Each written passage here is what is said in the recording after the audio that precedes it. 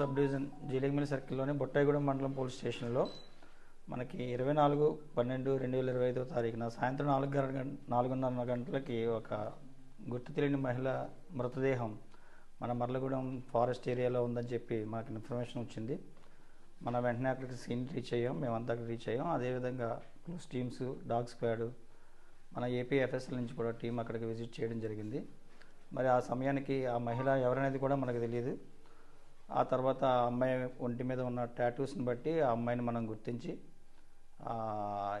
ఎవరు ఏం చేశారో తెలియకుండా ఒక మర్డర్ కేసు 103 క్లాస్ 1 బిఎన్ఎస్ కింద క్రైమ్ నెంబర్ 132గా బొట్టాయిగూడెం పోలీస్ స్టేషన్లో కేసు రిజిస్టర్ చేయడం జరిగింది.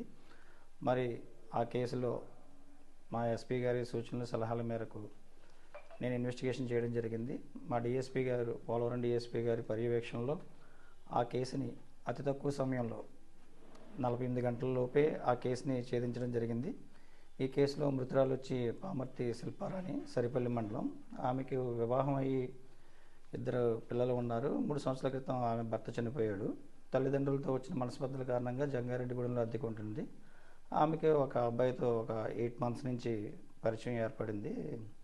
అతనికి కూడా వివాహం అయింది, ఒక బాబు ఉన్నాడు. వీళ్ళిద్దరి మధ్య పరిచయం ప్రేమగా మారింది. ఆ అమ్మాయి కొంచెం ఎక్కువ ఎమోషనల్గా ఇతనితో కనెక్ట్ అయింది. ఇతను ఆ అమ్మాయిని ఇక్కడి నుంచి వదిలించుకుందామని చెప్పి ప్లాన్ చేస్తుంటే ఆ అమ్మాయి ఎమోషనల్గా కనెక్ట్ అవ్వడం వల్ల అతనికి దూరం కాలేకపోయింది.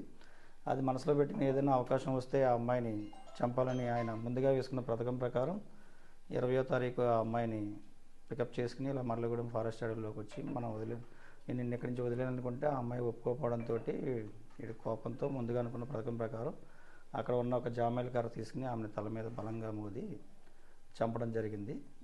ఎలాంటి క్లూస్ లేని ఈ కేసుని మనం ఒక 48 గంటల్లో చేజ్ చేసి నిన్న సాయంత్రం ఆ ముద్దాయిని అరెస్ట్ చేయడం జరిగింది. ఈ కేసుని ఇంత తక్కువ టైంలో అరెస్ట్ చేసినందుకు గాను, ఛేదించినందుకు గాను జిల్లా ఎస్పీ గారు పోలవరం సబ్ డివిజనల్ స్టాఫ్ని, ఈ బొట్టాయిగూడెం పోలీస్ స్టేషన్ అందరినీ అభినందించడం జరిగింది.